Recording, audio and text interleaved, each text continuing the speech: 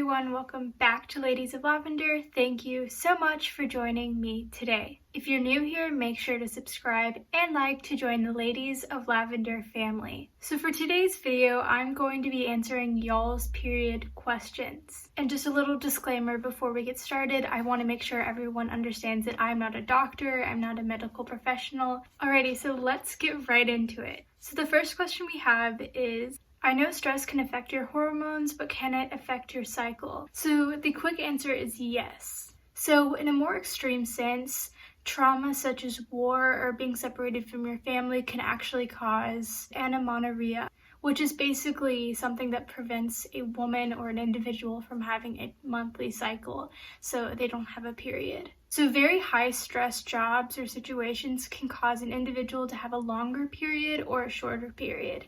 So these are different because, of course, people's bodies react to stress differently. And of course, it also depends on how stressed your body actually is. So something else that can be influenced by stress is dysmenorrhea.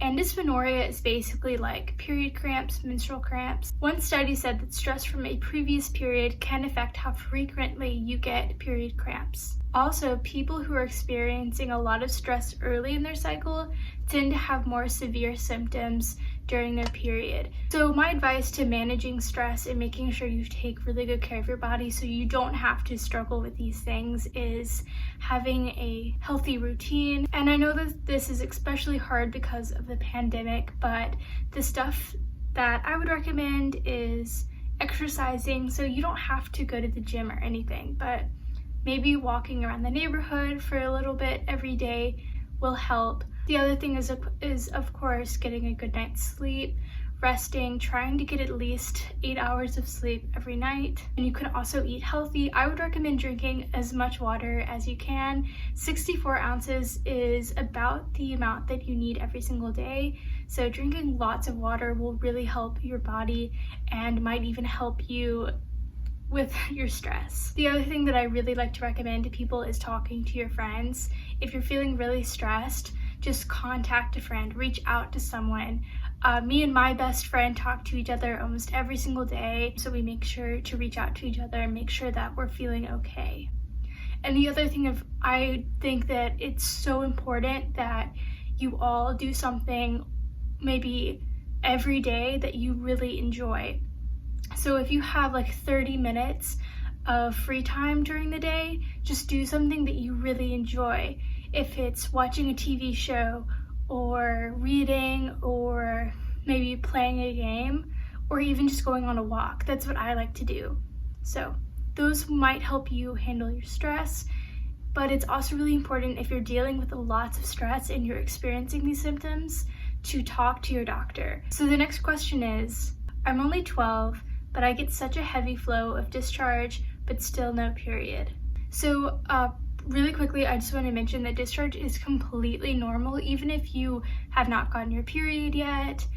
And if you have a period, discharge is completely normal. So vaginal discharge actually cleans the vagina and can prevent or fight infections. Girls can experience a lot of discharge, or on the other hand, not a lot of discharge. It really depends on the body. So you do want to check with your doctor if your discharge starts to have a greenish color, or if your vagina is burning or is red. Then I would just suggest checking in with your doctor to make sure that everything is okay and that you're healthy. I would just recommend using some panty liners if it's especially heavy one day, and you should be all good. Okay, so the next question is, what effects can birth control have on a person's period? So a period on a contraceptive pill, such as a birth control pill, is actually called withdrawal bleeding. So basically what this means is your period while you're on the birth control pill is controlled by the hormones in your pill.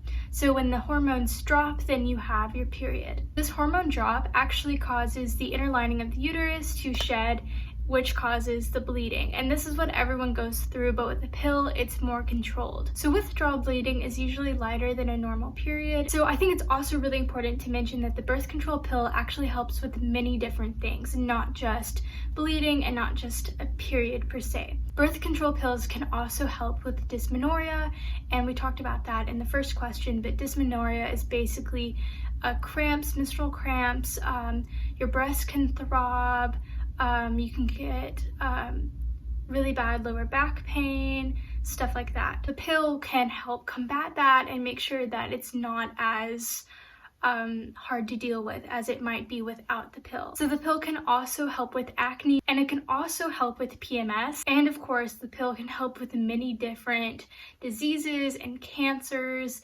So that's also a really, really awesome benefit to taking a birth control pill. All right, moving on to the next question. Why do some girls' boobs and lower back hurt before they are going to get their period? So aches in the breast are caused by a decrease in estrogen and progesterone, I'm pretty sure that's how you say it. The lower back pain is again caused by dysmenorrhea, which is what we've talked about a lot before, cramping. It can also cause you to be really nauseous. So that's just another symptom of your menstrual cycle, and that can be helped with ibuprofen such as Advil and Tylenol. So that's it for the questions that you guys sent me. I don't think that all of you guys are following us on Instagram, so that's where we asked y'all to ask us questions. So if you didn't get a chance to submit any questions, but you have period-related questions, we'll probably do another one of these sometime next month, but you could also send them in to us through DM, and our Instagram is Ladies of Lavender. And you could also send us an email with your period questions at ladiesoflavender20@gmail.com. You could also leave a comment down below. We love hearing from you guys. We love hearing your funny comments, and we love answering your questions. And on that note, make sure to follow us on Instagram at Ladies of Lavender. We try to post every single week to give you guys a heads up on what videos we are posting for the week, but we're also starting to ease into donations again. So if you live in Alabama or the Birmingham area, that's where our organization is centered.